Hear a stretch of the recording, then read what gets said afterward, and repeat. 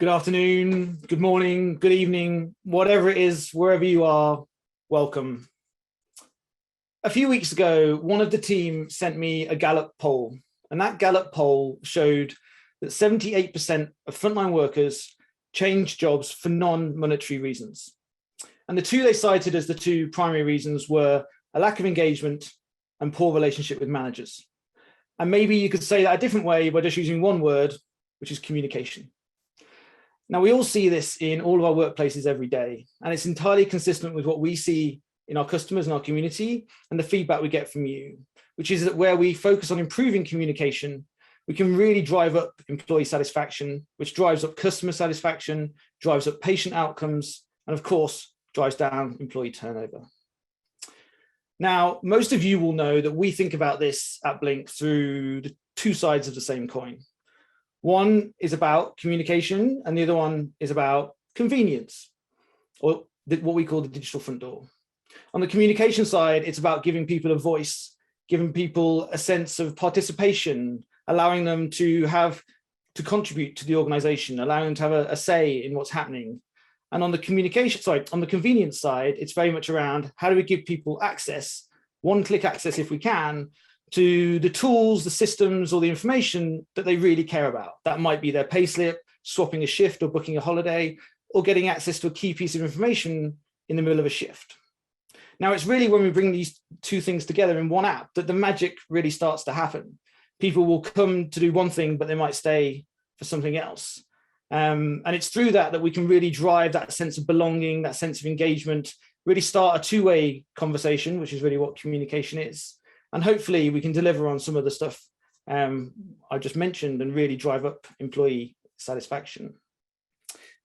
Now, there's a saying at Amazon, which is that it's always day one. Well, up until now at Blink, I've kind of thought it's not even day one yet. It's kind of day 0 or day 0.5. But there's a few things that we'd like to announce today that mean maybe it's time for a new chapter. Maybe it is becoming day one. One of those things is what we call Blink Identity. And the other thing we would like to announce today is an investment announcement, a fundraising announcement that we haven't publicly announced elsewhere yet. So Blink Identity, what is that and why are we announcing that today? And you might be thinking quite reasonably, what's identity got to do with employee engagement or digital employee experience? Well, identity is really foundational to everything else that we want to be able to do. Of course, we wanted to make it easier to manage users. We wanted to make it easier to manage joiners, movers, and leavers. But really, we need to know who people are so that we can administer the system in a sensible way. The other thing we wanted to do through identity was to be able to know who people are during and while they're using the app so that we can secure content, so we can make sure that only the right people have access to the right information at the right time. And then the third thing we wanted to do through Blink Identity was really deliver on this promise of this digital front door by making it self-service and by opening up a kind of app marketplace so that our single sign-on integrations can be accessed through all customers in a much simpler way. Now, I'm not going to talk any more about that because I don't want to steal Gavin and Flo's thunder, so I'm just going to put the Blink Identity stuff back in a box just for a minute. I will talk a little bit about the second thing we wanted to announce today, which is this investment round. So again, we haven't announced this publicly. It's been announced a week tomorrow, next Thursday, publicly, but I wanted you, our friends, our biggest supporters, our family, our community to be the first to know that a few weeks ago, we closed an investment round of $20 million of new capital that's being invested into the company. The investment round valued the company around 100 million, just over $100 million post money. And the really exciting thing about this is that money is going to be used, that capital is going to be used and invested to accelerate our product roadmap. I guess like all founders, I'm constantly frustrated that we're not moving faster and doing more. And what I'm really excited about is the fact that we can now invest in the business in a far more accelerated way, starting with building out our product and engineering team, which we've already been doing over the last 3 months. We've nearly doubled the size of the team in the last 3 months. And over the next 6 months, we're going to be doubling it in size again so that we can really push forward through the winter and into next year, much faster in delivering all the features that we know are going to be beneficial to you, our customers and our users. So really, really excited about that. There's a few other things going on that I'd like to announce as well. We'll start with some partnership stuff. So a kind of missing piece of the jigsaw here, or a vital piece of the jigsaw, is deep integrations with HR platforms, people platforms that give people access to self-service access to the things they really care about. So the first one of those I'm announcing today is ADP. We've built a really, really slick integration with ADP that's going live in their marketplace in the next couple of weeks, just waiting for the final approvals to go through. This will be by far the deepest integration of any product in our space, any comms product, employee engagement product, digital experience product, whatever you want to call it. It's by far the deepest integration. It offers directory sync, it offers payslip integration, it offers SSO, and a whole lot more. It's going to really deliver a really, really seamless experience to any frontline worker where their organization is invested in ADP. The second thing I wanted to announce today in the partnership space is a partnership we signed with Workday. And again, this is not being announced publicly outside of this community yet, but we signed a partnership with Workday. We've already built the first version of the integration. It's actually going live tomorrow with one of our major customers in the US. I couldn't be more excited about that. There's no one else offering anything like the kind of vision of a seamless integration with Workday that we have. So really excited the next couple of months to be building that out. But that's not all either. We've been working with a whole load of other software vendors, software alliances to build out more and more single sign-on integrations so that we can deliver on this promise of giving frontline workers one-click access to whatever they need. So we're building integrations with iTrent in the UK, with Kronos in Australia, with Natural HR, Bamboo HR, with CultureAmp, Reward Gateway, WageStream, Perkbox, Prodigy, Okta, Box, WorkBuzz, you name it. We're going to integrate with them and make it seamless for all of our frontline workers to get access to exactly what they need when they need it. Now, if you have an integration that you need that I haven't just mentioned, please do let us know. We'll do whatever we can to get it as high as we can up the list. So please just get in touch if there's anything that's kind of top of mind. Now, before we get into today's event, I'm first of all going to hand over to the product team to go through what we've been doing on the product side, and then we've got a really awesome panel as well. I just wanted to say that if you have any questions that you'd like, hopefully not me, but maybe me or any of the team, ideally, to answer at the end, we're more than happy to answer any question at all. And if we don't get to your question, we definitely will follow up if you leave your name. So please just click on the Q&A button at the bottom of the screen, somewhere around here, maybe, I'm not sure. Put your question in there. I'll do my best to answer at the end. And if we don't get to it, we'll definitely follow up with you afterwards. So that's all for me. Thank you again for being here. Thank you for believing us, and thank you for supporting us. Thank you for being part of the Blink community. I'll be back later, but right now I'm going to hand over to Gavin and Flo, who are going to tell you more about what we've been up to on the product side of things. Thank you, Sean. And hello, everyone. It's great to have you back with us for our third Backstage event this year. We've got a few exciting product updates to share with you today, covering multiple areas of the Blink product. There are three things that we would like to update you on. User status, a new feature that will tell your colleagues when you're away from Blink. A new launch page in Hub on desktop. And as Sean mentioned, Blink Identity, a feature set including existing features and 3 new features that we will be covering today. Now, to start us off, I'd like to hand over to our head of customer success, Flo, who will talk about these first 2 features, user status and the Hub launch page. Flo? Thank you, Gavin. And hello, everybody. So we work with all kinds of brilliant customers all over the world, many of whom have workforces based in different locations, different time zones, and often working different hours during the day. And as a result of this, the ability to set a user status has been our most requested feature of all time. And it's going to let you tell your colleagues when you're away, when you'll be back, who to contact in your absence. It works with our snooze and do not disturb features, and you can update your status from any of our apps at any time. So now we're going to show you how it works. On the left-hand side of the screen, we have the desktop app and we're logged into Olaf's account. And on the right-hand side, we're in the mobile app where we're logged into Felicity's account. And for this example, I'm going to be Felicity. And I'm going to use the user status on my mobile. So all I need to do is go to settings. And in settings, I need to choose the option to set status as away. By turning on the toggle at the top there, a red cross will appear by my profile and indicate that I'm unavailable. And I can also add a message to tell my colleagues why I'm unavailable.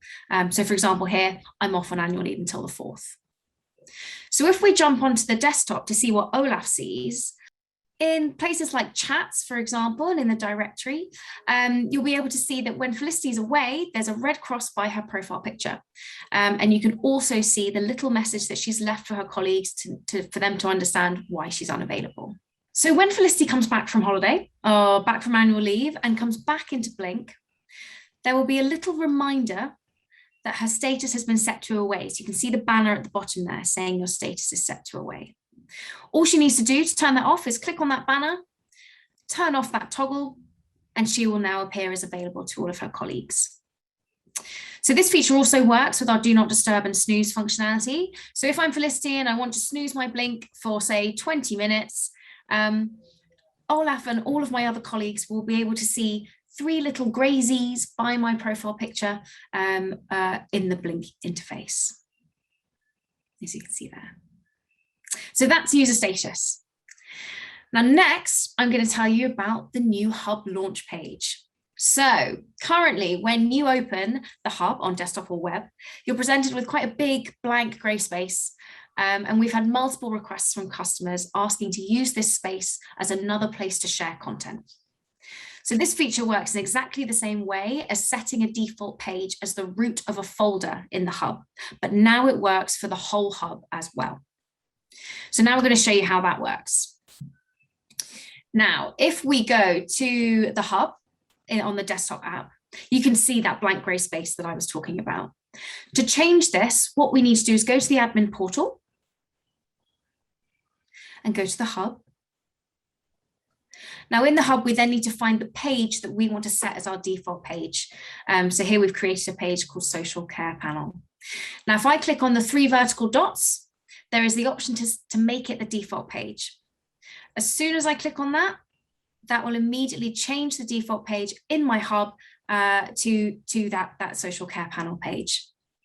So you can use this for all kinds of things, whether it be company events such as this, company news, celebrations, and whatever you'd like it to be. And you can change it whenever you need to. Now, the most exciting thing about user status and the Hub launch page is that they have already been launched to all of you. So they're already working in Blink today, and you're more than welcome to start using them whenever you'd like to. So now I'm going to hand over back to Gavin, who's going to tell you more about Blink Identity. Thank you, Flo. Now, over the last few months, we've been focusing behind the scenes on 3 large areas of the product. And these are content, analytics, and identity. And each one of these covers a range of functionality within the admin portal and the Blink applications. And we'll soon be ready to talk more about the exciting things that we've been working on for both content and analytics. But for today, I'd like to focus on identity. Now, identity in Blink means many things. Think of it as the digital HR department inside of Blink. First and foremost, it means getting your workforce signed up on the platform as quickly and frictionless as possible. And once signed up, make it easy but secure to authenticate users so that you can rest assured that they are who they say they are. And secondly, it's keeping your employees' details and the access that they've got to Hub and Feed through the teams that they're in up to date, whether that is through automated sync with, for example, Active Directory, or whether that's done manually. And the reason that we want to build out a great feature set in these first 2 areas is because it opens up the door for this third and exciting area.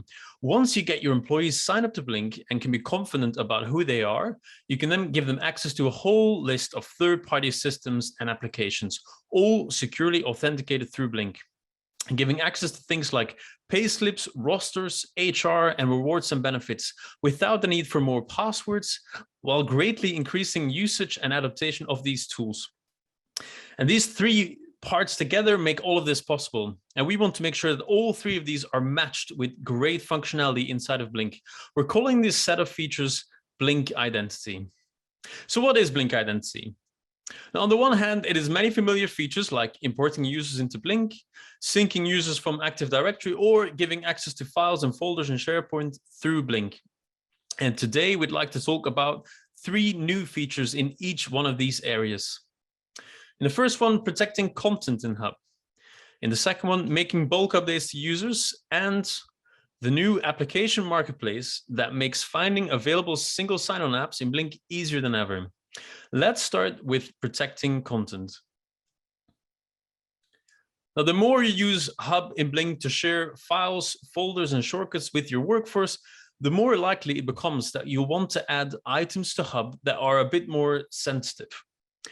And ideally, you would want to make sure that those files don't end up in the wrong hands, especially when accessed from a mobile device that could be lost or that could be stolen. And this is where our new protected content feature comes in. It allows you to mark any file, any document or shortcut as being protected. And this will require an additional step of authentication before allowing access. Let's have a quick look at how you could add extra protection to something in Hub. So I'm back here in the Blink desktop application. I'm going to go into the admin portal, and I'm going to go to Hub and find something that I would like to add some extra protection to. For example, this holiday request micro app. So all I do is I go into the three-dot menu here and I select this new protect content option. That is now saved, and you can tell by the little icon here that this item in Hub is protected. So what does that look like when I'm coming in from the mobile application, when I'm going into Hub? So I'm going to go over to the mobile application here on the right, and I'm going to open my Hub.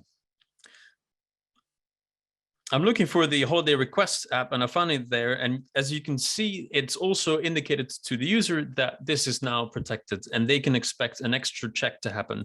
That check could either be, I'm on iOS, so for me, it'll be Face ID, but it also could be through a fingerprint or through a PIN code that you've got set on your device. So I'm going to open it. It's going to do that magical face scan, and bam, I'm in. I'm ready to book my next holiday, which has just become a lot easier in the last few weeks. But I'm not going to do that right now. I'm just going to go back out and back into the presentation. And that is how simple it is to protect your most sensitive files in Hub going forward with protected content. Now, next up, our second feature, Blink Identity, is bulk updates. And to talk about it, I'd like to hand back to Flo. Flo? Thanks, Gavin. So currently, if you'd like to make changes in bulk to users in Blink, administrators will have to do it in quite a manual way, or you can lean on us for support.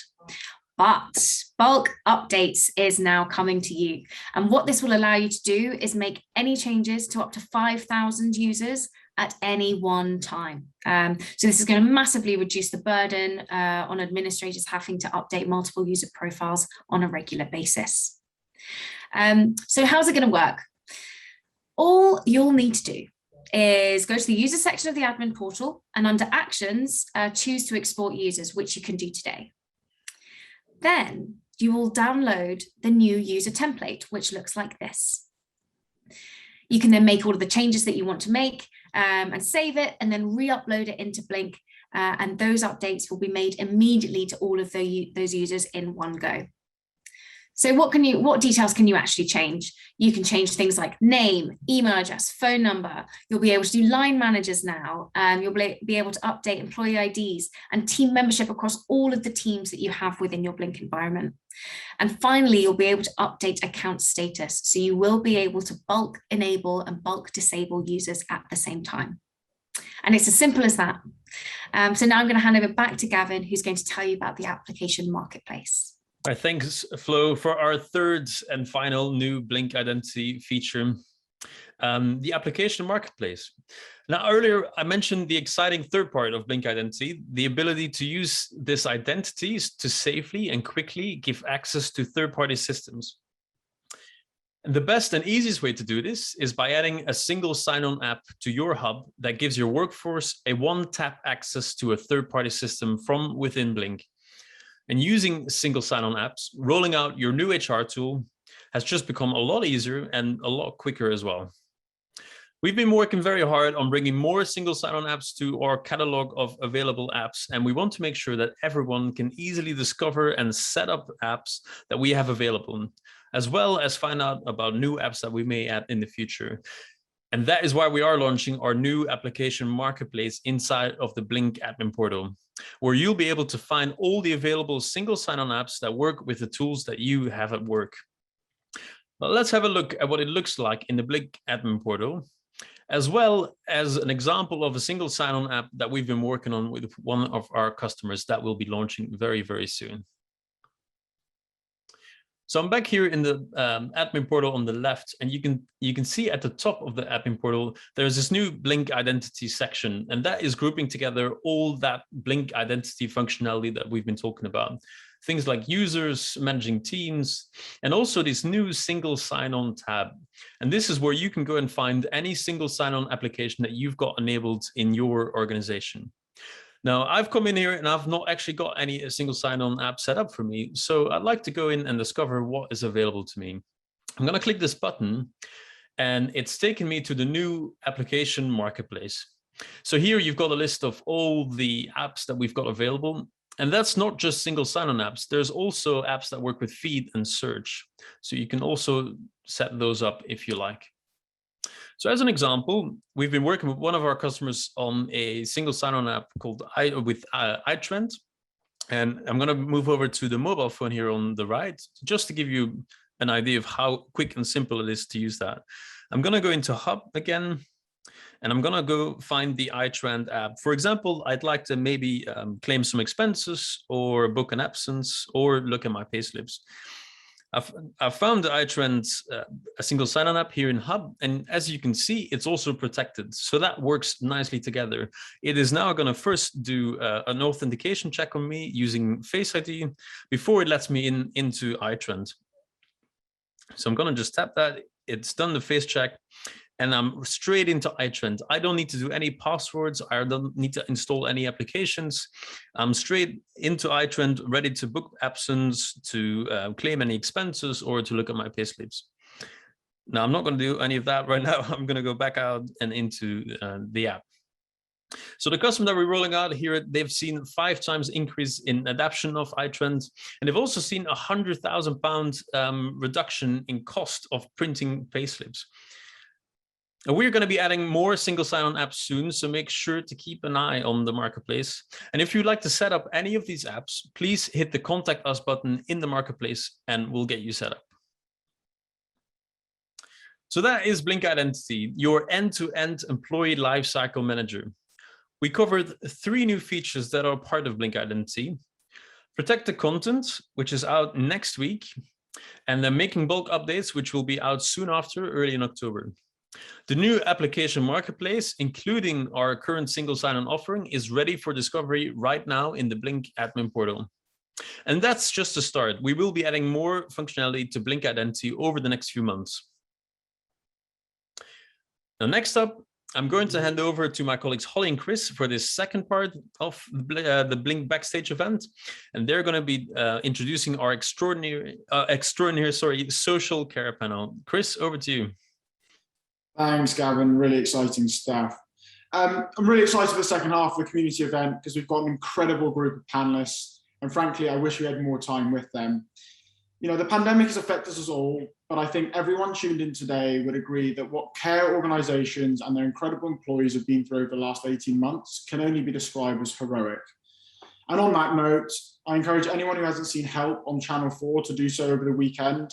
And those of you who haven't even heard of what it is, it's a drama following a young care worker during the pandemic and the huge struggles she faced on a daily basis. Now, of course, looking at the past is important, but with the new health and social care levy passed at the beginning of the month by UK government, I hope this roundtable will provide the opportunity to discuss what the future looks like and how organisations can better support their employees through this change. So I'll hand over to Holly to introduce our panellists. Thanks, Chris, and afternoon, everyone. It is a pleasure to be with you all today. And as Chris mentioned, we are very excited to have what can only be described as 4 absolute A-listers from the social care sector. So first up, we have Kirsty, Group of People Director from Salutum Care and Education. She's been in HR for over 20 years, so is an absolute expert in everything we'll be discussing today, looking at employee retention, engagement, and well-being. Also joining Kirsty from Salutum Care, we have the CEO, John Godden. He founded the business over 4 years ago now and is really focused on creating a strong culture of excellence. And Salutum Care became part of the Blink family just over a year ago now. Next up, we have Phil Nilsson. He is Head of Digital Transformation at City and County Healthcare Group. With over 17,000 staff and ever growing, Phil is really focused on introducing and implementing the branch model. going digital has allowed carers to spend more time focusing on the service users. Now, last but no means least, we have Neil Eastwood.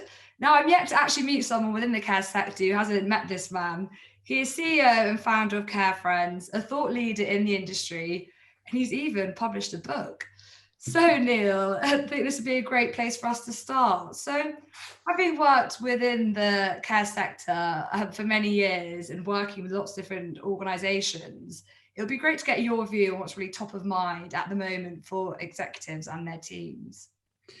Yeah, thanks, Holly, and hi, everyone. Wow, well, what a time to be asked a question like that. And as many of you know, even if you're not involved in the care sector, it's we know the sector was underfunded for many years.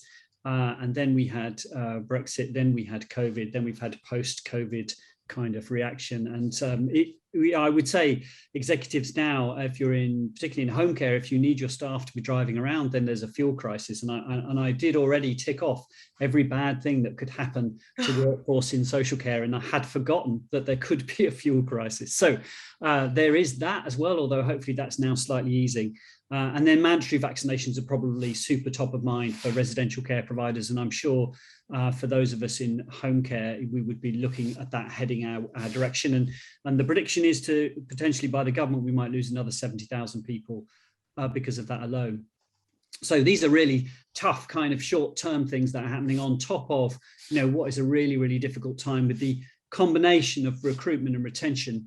A lack of recruitment or ability to recruit means more pressure on your workforce, means they're more likely to leave, drags managers into taking on shifts themselves. So it's a concerning time, I think, for the sector and for sector leaders and for all of the managers and the staff themselves. And I think what we need to do as a sector is focus on what is controllable, and that tends to be what we can do ourselves locally. And optimization, digitization, I think one thing, if there are silver linings at all with what we've all been through in the last 18 months, there's a good chance that we've all moved far further forward with our digitization agendas than we ever thought we would. And I think, you have to look at how much technology can support us when we will never have the right numbers of enough staff that we need. We have to optimize, make their lives much more, easy at work, more contact time with the clients, I would say. Definitely. Wow, that was a great snapshot. Thank you, Neil. And as ever, there's always a lot going on in social care. So that was very eloquently and put and concise. So thank you. And I know you mentioned there, obviously, staff retention is always a big challenge across the sector. And even more now with Brexit and other pressures, there's a big staff shortage of carers in the social sector.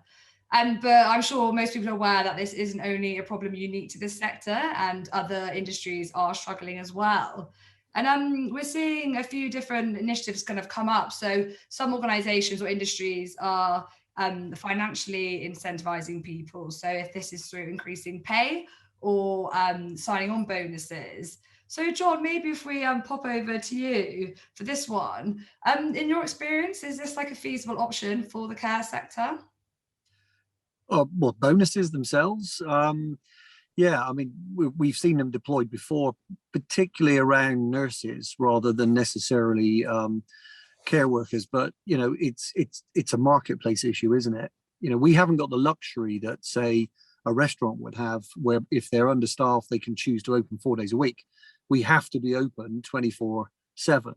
So we have to have that staff complement. So of course, ultimately we need to do everything that we can do. And we can talk about engagement and culture and enabling and supporting people. And those things are all incredibly important and ever more important, particularly given the tough times that everybody's been through, as was pointed out with the eloquently communicated in that drama help a few weeks ago, or 10 days ago.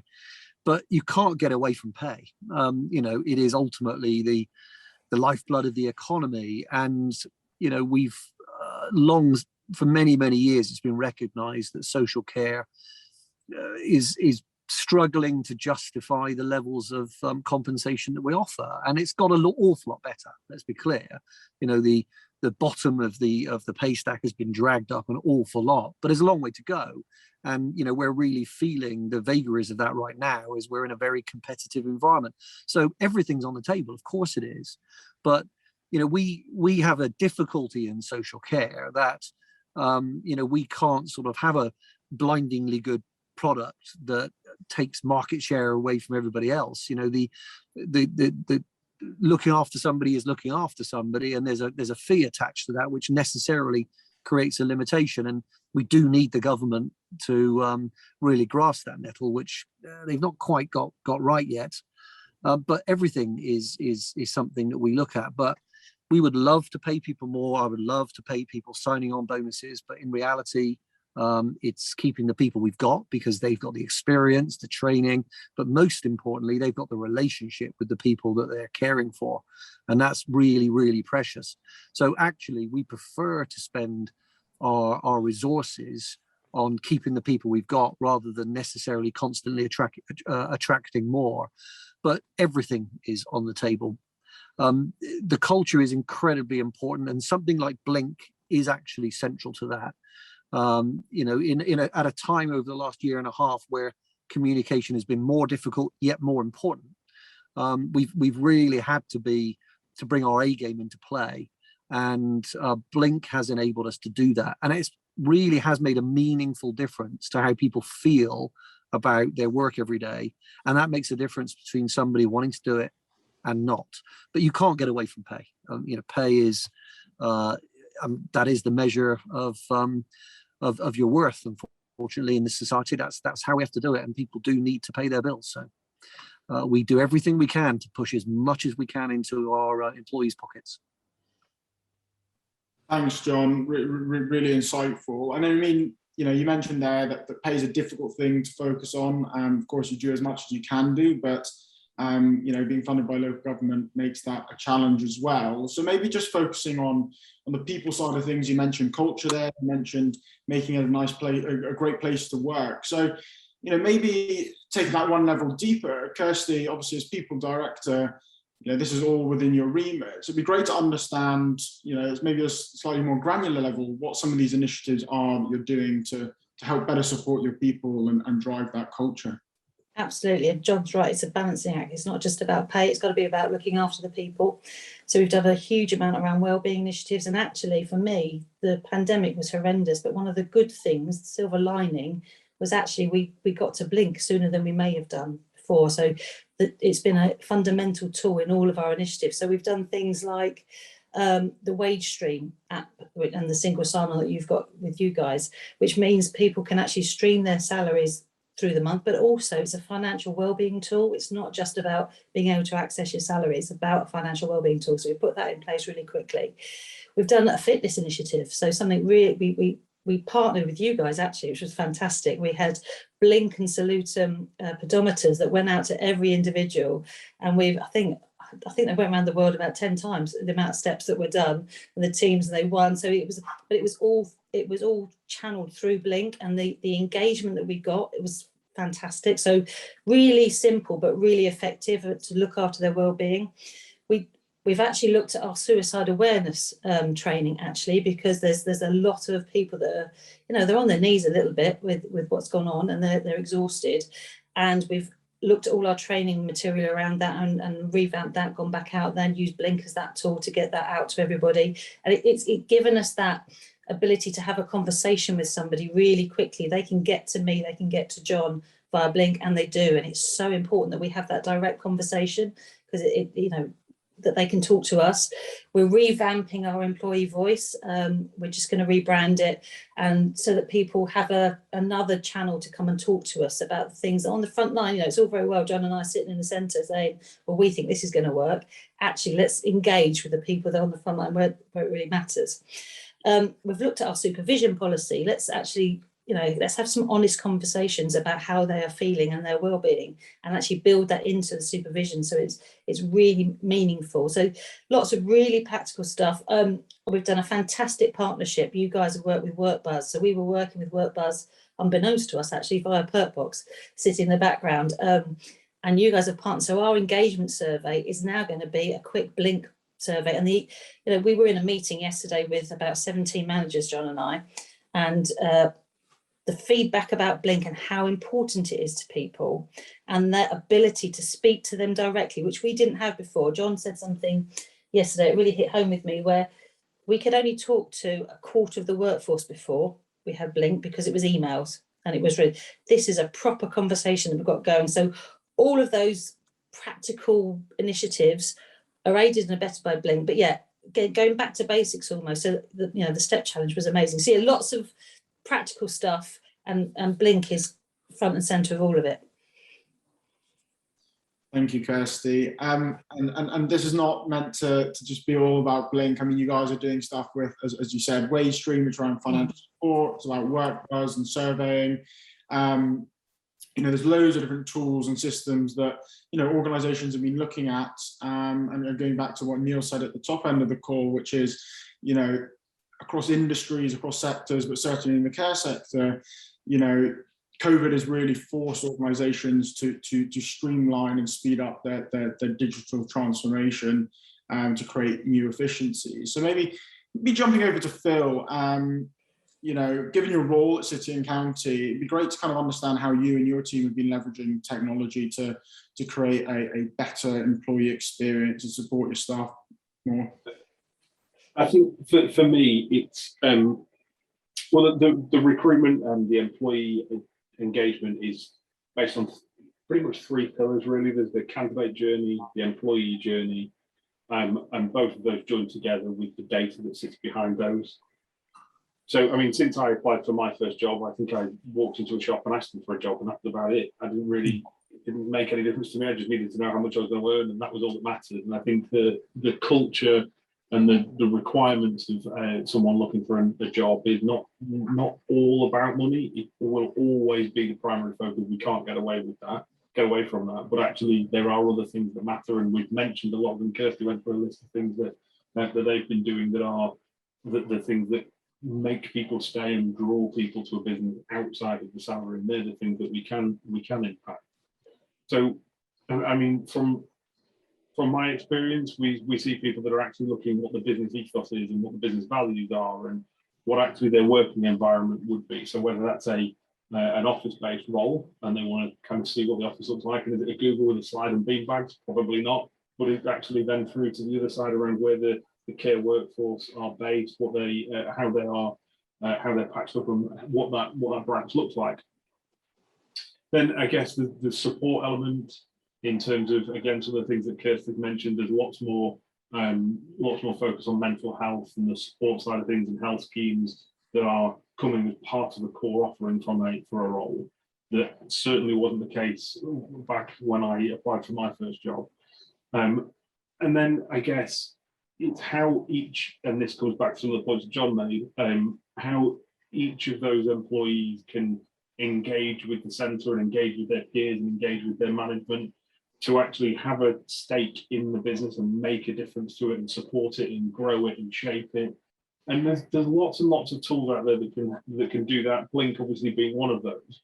But for me, whilst it's not all about technology, it's about interacting with those people. Technology helps that happen, particularly in the environment of social care, where actually it's a dispersed workforce. You can't walk out of your office door and get everybody into a meeting room and start talking to them. There's thousands of people all over the country. So being able to have them into conversational pools, so whether that's a chat room or whatever it may be, actually engaging them and asking them to be involved is the kinds of things that matter to people when they're looking for another role. And if you can overlay that with things like your business ethos and the business values, then in your candidate journey, you're talking about what the environment looks like, and you're including photos of the team that they're going to be working with, or whatever it may be, just those little bits that make differences along the way will inspire those people to want to work there. And then again, money won't be secondary, but it becomes slightly less important. And actually, if you've got half a par salary, they're going to pick that engaged in that engaged environment, and that environment that they like to work in. So I think the other side of that then falls onto the data point that I was making around, actually, if we tailor our candidate journey and tailor our employee engagement journey, then actually using that data to better engage with our employees. And that might be the simple things like capturing dates of birth, so therefore you send them well wishes on their birthday. Knowing that they've got children, you send them a Mother's Day a message or Father's Day message. It might be that actually you're capturing people's hobbies, and then you have a non-work related bubble of people that are actually talking about whatever that hobby is. And you might encourage that conversation to build those teams, and it might be north of the country, south of the country. At that point, it doesn't matter what you're looking for, is engagement and support to build the team and build the support within those teams. So I think for me, it's about using the tools, so using the technology that we've got available, but then actually using the information that draws to think slightly differently about how we can support the care workers and the teams that we've got across the country. Yeah, definitely. I mean, I know it's a term that's used a lot, which is data is king, but it really does allow organizations, one, to react in the moment and communicate better, and support employees more, but certainly, as you gather more and more data, it actually enables, organizations and this technology to actually preempt potentially a care worker that is suffering from burnout due to certain signs, and actually allow organizations to take a proactive approach to supporting staff, more than, if you're still using really basic technology, you're more reacting. I'm not saying that that's one step in the journey, but data does help organizations and to take that journey to better supporting employees. I think that's right. And I mean, the ultimate is actually you start tying together the data that you gather from your candidate journey, your employee engagement, and actually the work that they're doing, and then you start looking at that as a whole piece for each individual. And the ideal is you tie AI into that, and it informs that decision. So actually you can support people proactively rather than having to have a concern to look at the data. The data does that bit for you, and it helps you help them a lot sooner than might be certainly be possible without the technology.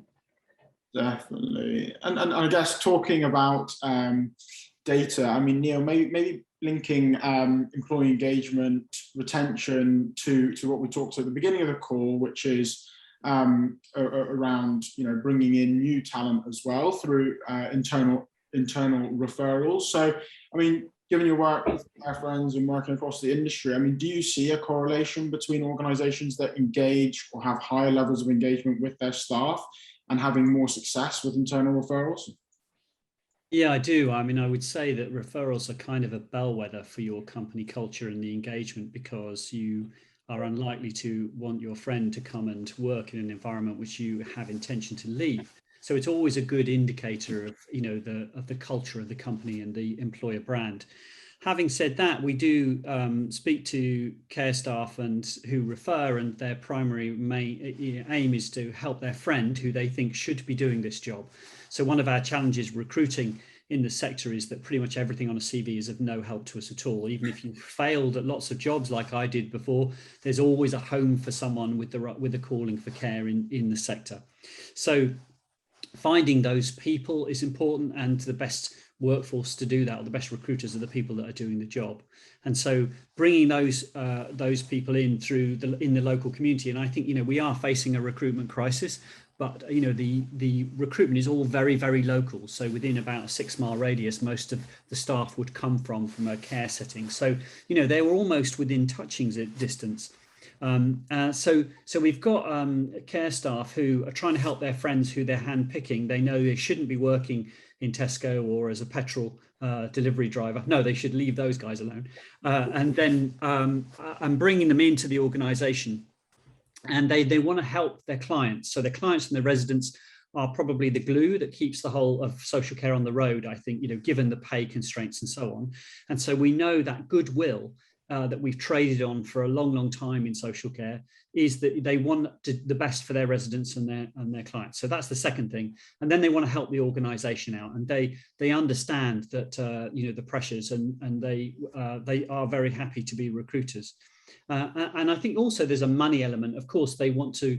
It's nice to get the employee referral bonus, but we do know if you increase the bonus, hugely, but you still make them wait 6 months before they get that bonus, then not much happens. So it's not really about the money. It's about immediacy. It's about instant gratification. It's about putting in the effort and hearing and getting a reward for it. And I guess this, when you look at the reasons why referrals would be higher in one organisation than another, then you are looking at the communication channels. We know that referral schemes are often forgotten. They're very hard for people to know that they even exist. The company mission needs to be clear. You know, people need to feel part of this. And as Phil said, you know, with a dispersed workforce, that can be a real headache. We know that a lot of people leave, and the worst staff turnover period is the first 90 days of employment in social care. It's, you know, can be, remembering my times in home care, being a director of 10,000 staff, we lost 97% of them a year, which was horrific. But if you look at it, it was hundreds of percent in the first 90 days, and actually not too bad after that. So it's about people feeling lonely, isolated, unsupported. So it's so important, the communication, two-way communication, to give people access to training, to their supervisor, creating peer networks so people can ask questions of each other. And we know that peer networking, peer mentoring is one of the core things you can do as people join. So it's those kinds of things, I think, you know, that support both referrals but also enrich the company culture. And it can never be, we'll never compete on the money ever. We'll never do that, because Amazon will just pay an extra £1,000 welcome bonus to join them, you know. But all care staff need to be paid more money, but we do need to think of other ways. They've come into this for a calling, I think, rather than choosing what's paying the highest hourly rate. I think just to add to that, Neil, I think one of the things that's important for me, whereas from a recruitment perspective, is I don't recruit care workers, but I recruit people into the central teams and the support teams. And even them having that ethos and having the empathy to understand how they, as individuals that might be 4, 5, 6 degrees removed from the actual care delivery, that matters, and that matters to the people that they're working with and they're communicating to. And if they haven't got that, then actually they're probably not the right person, even though they're not the front line. It really matters, and it makes a difference internally. And I think that's another thing that can't be underestimated, is the support that surrounded it, having the right level of support and the right people in those positions. That's very true, Phil. And it's actually been exposed through COVID that the relationship between frontline care workers and the middle, back office or head office staff clearly was dislocated during that period, and it created problems because people didn't have that understanding of what the other one required, was going through, etc. And it is very much a two-way street. The person in the finance team really needs to understand what they're doing and the importance of it to the people on the front line. And the people on the front line want to know that the people in finance have sympathy towards what they're doing. So we actually encourage people to go out into services quite a lot. We've actually been doing it today, despite slight lack of fuel to get around. So we've taken some of our support staff out into services to meet with managers and others. And it is part of the culture. It's part of the feel of family and all of those things that really genuinely make a difference to people. And I think sometimes people forget that. The other thing we do is make sure we treat people equally. And actually vaccine policy was a case in point. And, you know, it has been a very difficult topic. And we've treated people in head office the same as we treated frontline workers for equality. We're all in it together. And ultimately, somebody like me, I need to go and spend time with people in the office, but I also need to go into services. So you've got the safety matter. But people really appreciate the fact that it's not one rule for somebody and one rule for somebody else. And that feeling of fairness, equality really does echo around a business that is so reliant upon people. It also brings us back to technology, actually, just thinking about your recruitment and something Neil said earlier about it being local. I can talk to people directly about what works in their local area and how that refer a friend and those schemes can work and what things we should be using. And I couldn't do that without technology. I'd be relying on a layer of management rather than actually talking to the people that are on the ground that are going to refer their friends. So that technology piece is vital. It's been vital with the vaccine policy to actually talk directly. John and I have had direct conversations with people about the vaccine policy that we wouldn't have had before had we not had technology to enable us to talk to them directly. So that technology piece is vital in all of this, because we are a dispersed workforce and we've not been able to get out to speak to them as much as we have been in the past. Actually, the best bit is you get somebody, a care worker. These are the most important people. Actually, you get them. They'll post something. They'll react to maybe a post that one of us has put up, and they'll put a query up or a statement up. And man, are they surprised when I reply or Kirsty replies or something. But they love it. They absolutely love, because what are we, 3,000 people, and there is one chief executive and 3,000 of them, and I'm no better than them. I've just got the this silly title, but they love the fact that they get the attention, the real attention of these other people, and that's what technology enables. Before we had Blink, we were very, very restricted in how we could do that, and indeed me being able to engage with it was just too much work. I mean, it was just too hard for me to do that. So enabling us to be able to communicate that in that way is so important. Definitely. Lots of great conversation here. And I think just got one arm at a time. And we've discussed a load of great challenges, but I think the one thing which is really clear is how it all links back to employee engagement and employee experience. And I think, you want to get increased referrals internally, as that's the best source of recruitment. And this will help you to close the carer gap, and then help you to retain more of your staff, which obviously takes pressure off recruitment and ultimately helps everyone to provide better care. I'm conscious that we're almost out of time, but before I hand back over to Sean to wrap up the event, I just want to say a massive thank you to all of you guys. It's been great, and I honestly wish we had longer, as it's absolutely flown by. So yeah, thanks for joining, and thanks for sharing some incredible insights.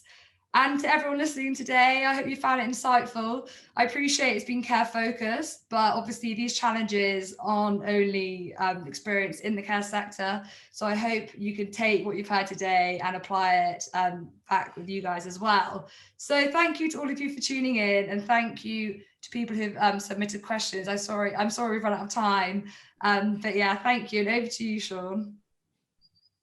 Thanks, Holly, and thank you, John, Kirsty, Neil, and Phil. Yeah, fantastic and amazing to hear about how holistically you think about this whole space engagement experience, and respecting the very real constraints you have around pay, making it even more challenging. So yeah, thank you for that. It was fascinating. I did say we'd try and get some questions. I'm looking at the clock as well. We've got a few minutes, so we're going to try and dive into a couple of questions we've got. Gavin, I think you're going to bear the brunt of these, if you'll forgive me, but I'm going to kick off with one about pages, Gavin, if that's all right. Maybe an opportunity for you to give a general update, because I know that's an area of the app that we really want to push forward in the next quarter or two. The specific question is around using HTML5 pages, or maybe allowing WordPress integrations, but maybe take that as you will. Yeah, because I see the question. I think the update here is, as I mentioned in that one slide where we had the three big chunks that we're focusing on, identity just being one of them. One of them is content, and that's not just content, it's also slightly wider around this inclusive comms that we've been talking about. So a lot of the examples here that are in that question will be included as part of that. So bringing video into more spaces in Blink, that is very much top of the list, but also all these other practical things, making it easier to create content, making more rich, and an update coming on that very soon, Sean, in short. But yeah, it's all wonderful insight. Keep adding it and keep going to product boards, into portal.drumblink.com to leave any of these sort of insights and things that you'd like to see in Blink. We're looking at those things and we're considering them all the time. Yeah, I think it's fair to say that the comms/content part of Blink and the analytics part of Blink are definitely the two areas that we're going to be focused on over the next 6 months. So please do keep this feedback coming. Maybe it's a good segue. Flo, there was a question here around how we collect opinions and before deciding what to do. I don't know if you want to share a bit about how we do sort of prioritize the product roadmap just quickly.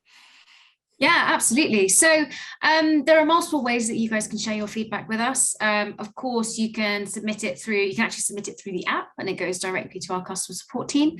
You can also directly contact support through support@joinblink.com. But the two main places to share your feedback will be the product portal, which we can share a link out again to everybody, where you can see all of the products and all of the features that we're going to be working on, what we're working on now and what's going to be coming very soon. And then that's where you can submit your ideas and tell us how important they are to you. And then, of course, you can reach out to your dedicated customer success manager if you have one. And if that doesn't work, of course, you can email me directly at florence@joinblink.com. Yeah. And I can assure everyone that every single one of those is read, is put into the process. We catalog them all, we tag them to features, so we know how many people have asked for each feature. So none of that goes to waste. So please do get involved. Gavin, a couple for you. I'm going to give you two at the same time, if that's all right. One is around the bulk upload feature, and does it allow you to update team membership and deactivate accounts? And the second thing is for protected content, what happens if the phone doesn't have face or fingerprint scan available? Yeah, sure. So on bulk updates, yes, absolutely. You can make updates to the teams that people are in all at the same time. There's a part of the spreadsheet that will show you those teams. We've also made it easier in the spreadsheet to see which updates you can make and which you can't make. So some parts, for example, some teams that may come from Active Directory that you can't update, but that will be shown in the spreadsheet just to make it easier to show which updates are possible. So yes, on that first one on bulk updates. On the second one, so there's also the option of having a PIN code on slightly older devices, where we will just fall back to the PIN code that you've got set on your device. In which case you would have to set that PIN code, and we'll ask for that. Great, thank you. I'm going to come straight back to you as well, Gavin. There's a question about, are there any plans to allow user provisioning from Google? Yes, there are plans to do more sync, not just with Google, but there are plans for other types of sync other than, for example, Active Directory. Gotcha. Does Google, can we not do that via Skim, Gavin? Does it not support? Is that not a possible? It is also possible through Skim, and if this is your use case, get in touch and let's chat, because it might very well be possible with some minor changes on our side. All right, and last question, Flo, this one's for you, I think. It says, I'm interested in setting up some more single sign-on options. How do you contact customer success to discuss next steps? Good question. So actually in the application marketplace, in the admin portal, there's a button that you can press that will link you directly to us in order to tell us a bit more about the SSO that you want to set up. Or of course, again, you can reach out to support@joinblink.com or email your customer success manager directly. Thank you, Flo. Awesome. I'm afraid we're out of time. If we didn't get your question, we will, if you left your name, we will follow up directly with you. So thank you for those. Thank you again to all the panelists. Thank you to the Blink team for all the amazing work you do every day. And thank you to all of you for being part of the Blink community. Thank you for having faith and trust in us. We are working hard behind the scenes to try and make Blink everything you would like it to be. And yeah, can't wait to talk to you all again about that next time. Until then, take care, and I'll chat to you all again soon.